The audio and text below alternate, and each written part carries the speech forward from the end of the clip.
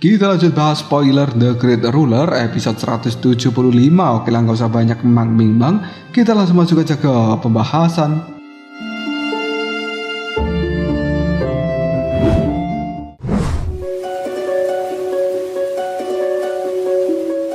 Tatapan mata dari Mu Chen masih terus tertuju pada seorang Zhong Teng, dan dia ingin segera mengalahkan pemuda di depannya itu seperti dia mengalahkan Lu Sui. Melihat tatapan mata itu, Zhong Teng mulai mundur secara perlahan. Melihat serangan sebelumnya, dia jelas tahu jika satu pukulan Mu Chen akan berdampak buruk bagi dirinya. Namun dia tetap mencoba tenang karena dia juga tidak bisa melarikan diri lagi. Penyesalan terbesar karena telah meremehkan pemuda bernama Mu Chen itu telah membuncah di dalam hati dari seorang Zhong Teng. Dia benar-benar tidak menyangka jika akhirnya Mu Chen akan bisa memiliki kekuatan sehebat ini. Dia pun memutuskan untuk bernegosiasi dengan pihak lawan.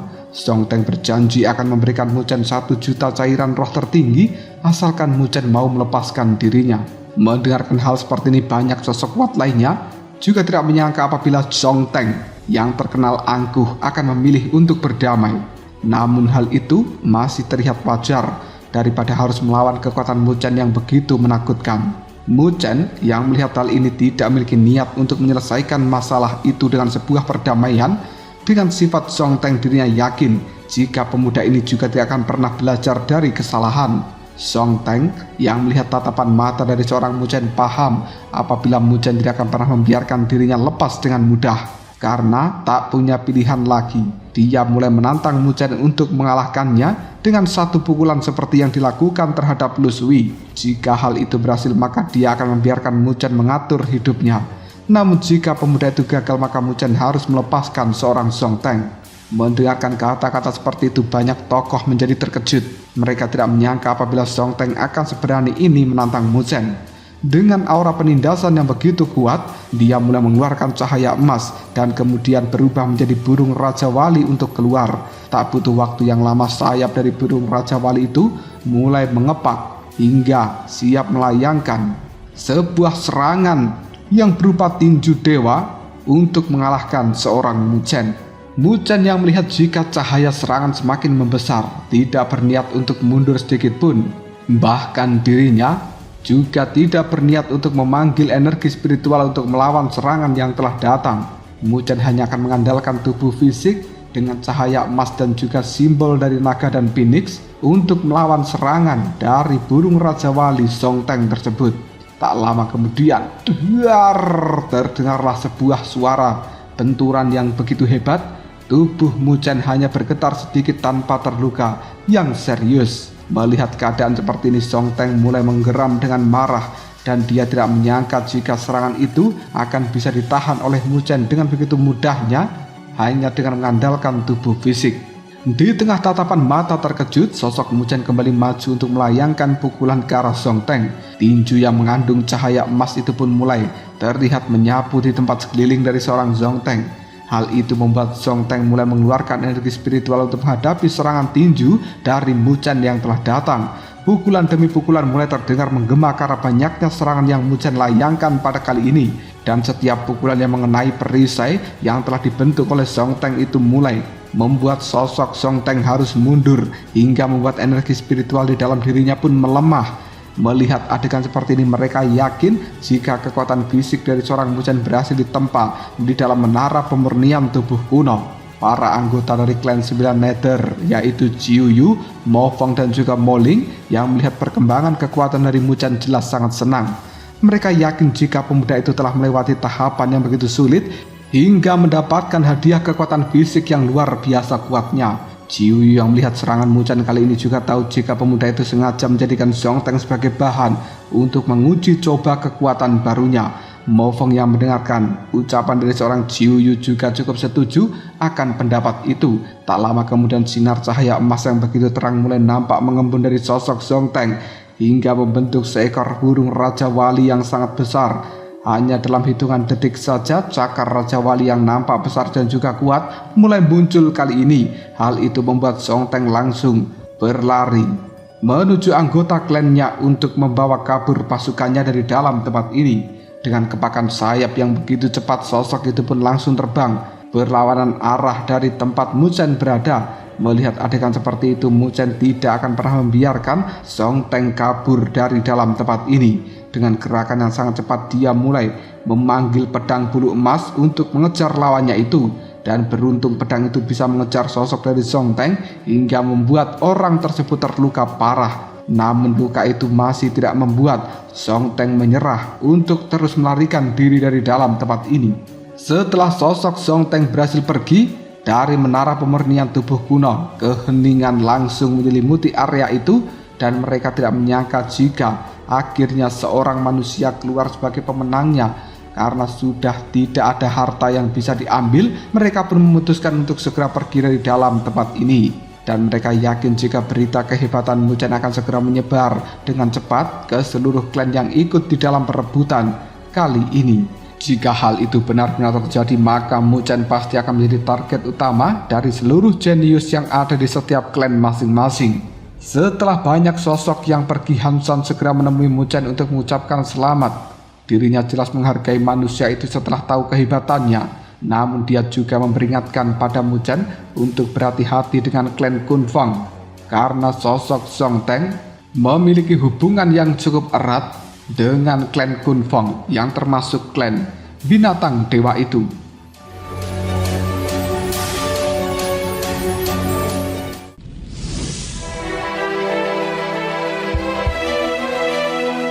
Jika Song Teng bisa mengumpulkan para jenius dari dalam klan Kun Fang, maka ancaman besar akan diterima oleh klan 9 Nether.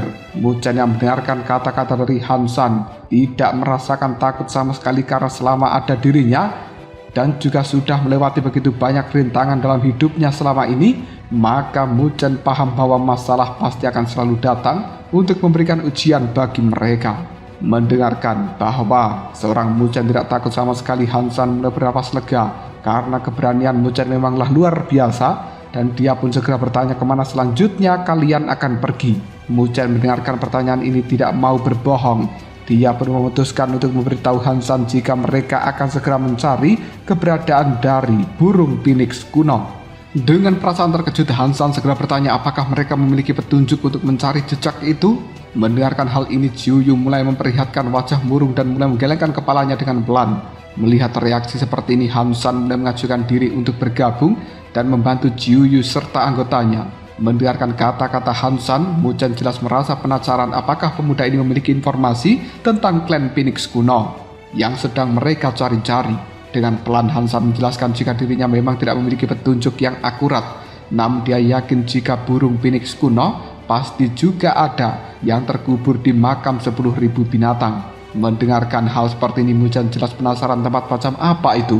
Melihat kebingungan tersebut, Jiu Yu pun dengan cepat menjelaskan jika dahulu kala binatang buas tingkat dewa telah banyak yang tewas hingga membentuk sebuah kuburan raksasa, dan kuburan ini bercampur dengan energi berbahaya dari luar sehingga tempat itu menjadi lebih berbahaya.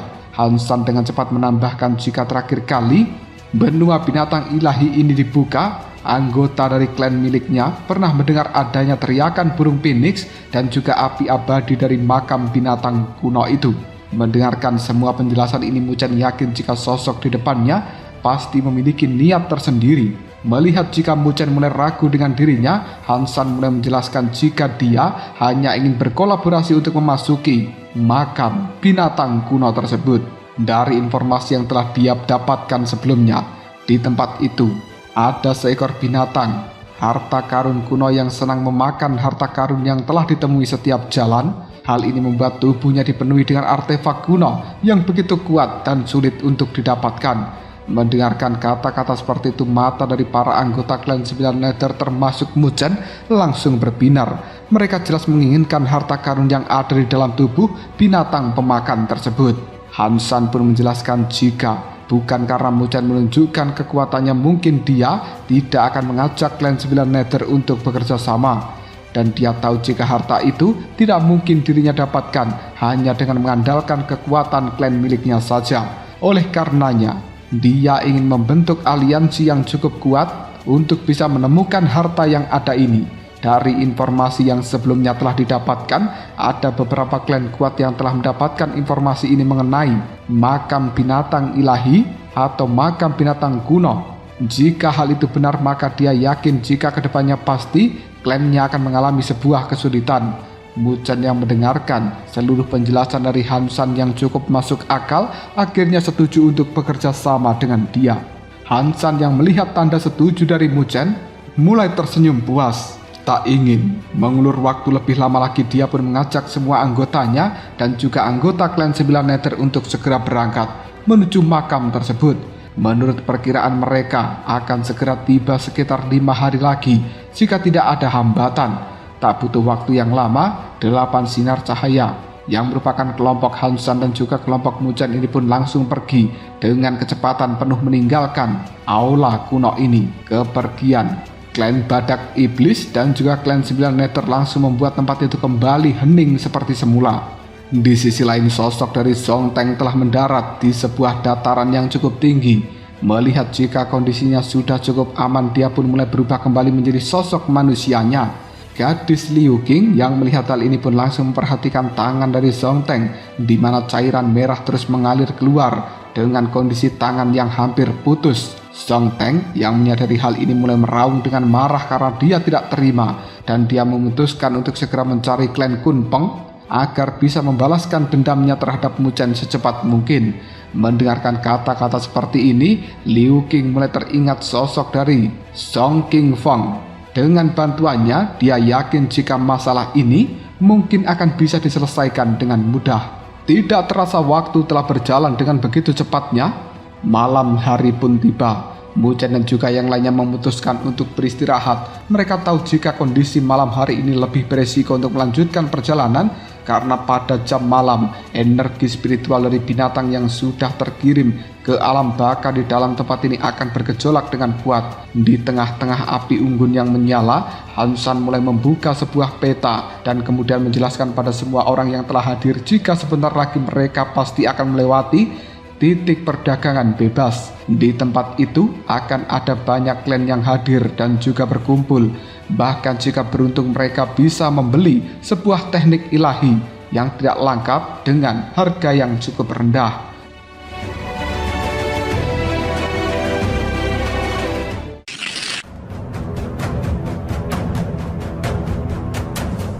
Setelah selesai berdiskusi, semua orang mulai pergi ke tempat masing-masing untuk beristirahat dan memasuki kondisi kultivasi.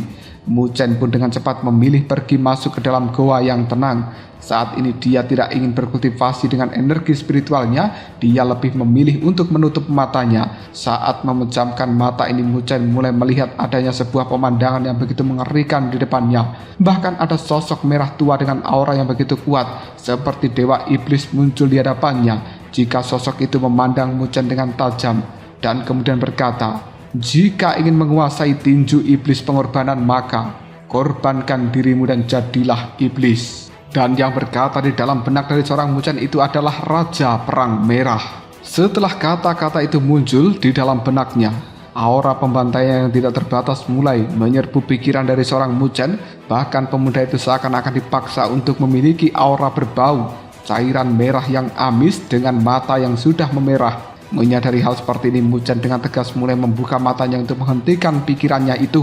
Dan setelah sadar dirinya mulai tahu jika pemikiran ini bisa membuat seseorang memiliki sifat yang haus akan cairan merah hingga mudah untuk mengirimkan seseorang menuju alam baka. Dia pun memutuskan untuk merasakan pemikiran setiap hari agar tubuhnya terbiasa. Setelah bisa mengendalikannya, maka dia baru akan mencoba untuk berkultivasi tentang teknik yang telah diajarkan Raja Perang Merah. Keesokan harinya matahari sudah mulai bersinar dengan terang. Hal ini juga membuat kultivasi Muchen dan juga yang lainnya pun terhenti. Tak ingin kehilangan waktu yang begitu berharga, mereka pun memutuskan untuk segera melanjutkan perjalanan ini. Dan selama di dalam perjalanan, mereka menemui cukup banyak jurang yang mengandung energi spiritual yang sangat kuat. Namun mereka tidak berani masuk ke dalam jurang tersebut karena takut akan ada bahaya yang luar biasa di dalamnya. Selama perjalanan ini mereka juga telah berpapasan dengan beberapa kelompok klan lain. Namun melihat kekuatan barisan dari kelompok Muchen, tidak ada yang berani mengambil tindakan apapun. Setelah berjalan selama 3 hari, Muchen bisa merasakan jika mereka sudah akan memasuki titik perdagangan bebas yang dijelaskan oleh Hansan sebelumnya. Tak lama, sebuah bukit dengan bangunan-bangunan kuno yang begitu luas mulai terbentang di depan mata. Hansan yang melihat hal ini berkata jika mereka telah tiba di titik perdagangan bebas, dan dia juga meminta agar mereka berpencar untuk membeli barang yang bisa digunakan untuk menahan energi kematian ketika masuk ke dalam makam 10.000 binatang. Mendengarkan hal seperti ini, Muchen mulai menganggukkan kepalanya tanda setuju dan pergi menuju arah yang berbeda dari Hansan serta pasukan klan Badak Iblis. Moling yang melihat ada begitu banyak harta mulai terlihat lebih bahagia daripada sebelumnya. Dengan riang, gadis kecil itu memutuskan untuk berada di sisi paling depan dan memimpin pasukan dari klan 9 Nether. Melihat hal ini, ketiga temannya hanya tersenyum senang mengikuti gadis kecil itu dari arah belakang. Setelah perjalanan yang cukup lama, mereka akhirnya berhenti di depan sebuah pohon besar dengan harta yang sangat rimbun. Muchen pun mengedarkan pandangan matanya dan mulai salah fokus dengan benda yang tertutup segel kuno hingga dia tidak bisa melihat isi apa di dalam segel itu. Dengan penasaran, dirinya mulai bertanya pada pedagang yang ada tentang benda tersebut. Pedagang itu dengan ketus menjelaskan jika benda di dalam segel ini adalah sesuatu yang telah dia gali dari reruntuhan kuno dan sudah memiliki segel tersendiri sejak dia menemukannya. Dari pemahamannya, dia yakin jika keberhasilan untuk membuka segel itu hanya sekitar 30% saja. Jika gagal, maka harta yang ada di dalamnya juga akan ikut hancur. Jika mereka berminat, maka penjual ini akan menjual dengan harga 500.000 tetes cairan roh tertinggi. Orang dari klan yang lainnya mendengarkan hal itu pun mulai berseru dengan kaget dengan tingkat keberhasilan membuka segel yang sangat rendah, namun harga yang ditawarkan terlalu mahal. Mendengarkan protes seperti ini, sang pemuda yang merupakan pedagang itu tidak menghiraukannya dan memilih untuk tetap fokus berjualan. Tak lama kemudian pandangan mata Muchen dan juga Jiuyu mulai saling melihat satu sama lain. Mereka berdua jelas bisa merasakan jika benda yang memiliki segel tersebut punya keistimewaan tersendiri. Setelah mengedarkan pandangannya, tatapan mata mereka berdua juga menuju pada sebuah bola dengan bekas permukaan yang terbakar. Di dalam bola itu terdapat bola hitam legam seukuran telapak tangan dan membentuk sebuah telur dengan fluktuasi yang nampak begitu istimewa. Moling yang melihat tatapan mata dari Muchen dan juga Jiuyu mulai berkata pelan, "Kakak Muchen, di dalam bola itu ada esensi api Phoenix." Mendengarkan kata-kata dari seorang Moling membuat Muchen jelas terkejut. Dirinya tahu jika api itu sangatlah langka dan memiliki nilai yang lebih dari 500.000 tetes cairan roh tertinggi. Moling yang masih melihat adanya sedikit keraguan di dalam pandangan mata Muchen langsung berkata jika dirinya memiliki kekuatan yang bisa menembus segel hingga membuatnya untuk melihat harta yang ada di dalamnya. Muchen yang mendengarkan penjelasan dari seorang Moling ini pun mulai paham dengan kemampuan luar biasa dari gadis kecil ini, dan dia bisa melihat adanya sinar dari mata Moling ketika dia memandang bola itu. Melihat jika gadis kecil ini sangat menginginkannya, dia bertanya, "Apa kau sangat menginginkan benda itu?" Moling yang mendengarkan pertanyaan ini hanya menganggukkan kepalanya dengan pelan dan juga malu-malu karena dirinya tidak memiliki cairan yang cukup untuk bisa membeli bola tersebut.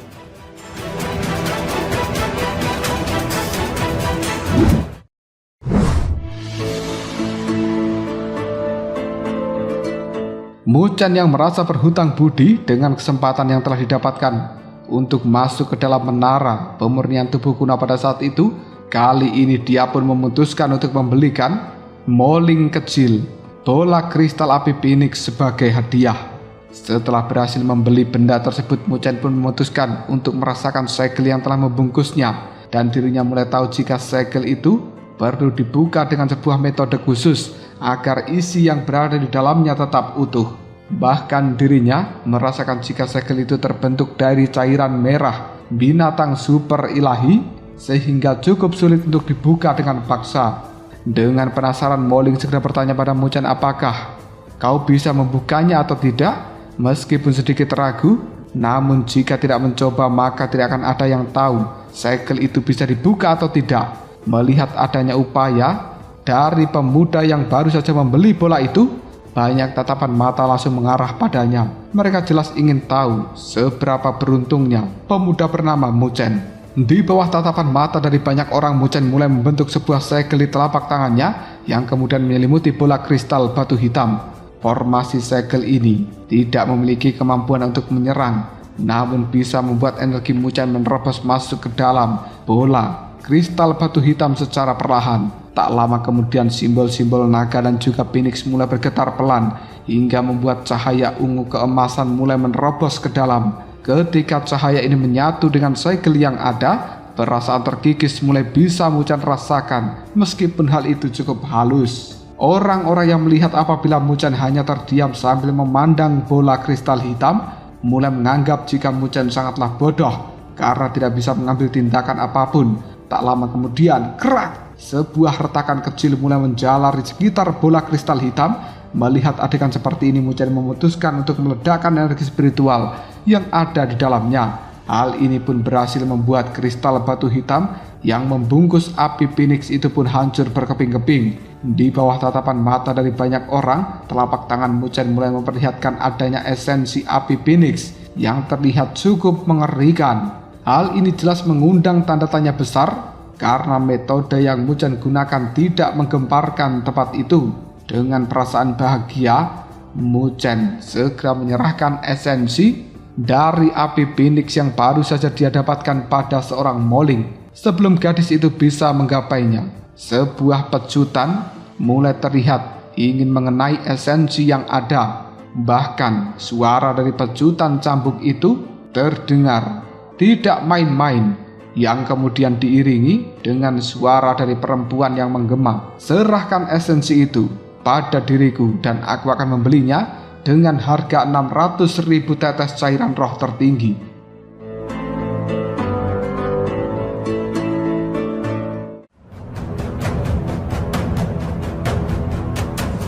Lalu apakah yang akan terjadi selanjutnya? Sebenarnya siapa gadis yang datang tiba-tiba membawa serangan menggunakan cambuk tersebut dan bahkan juga ingin membeli esensi api Phoenix yang telah didapatkan oleh Muchen?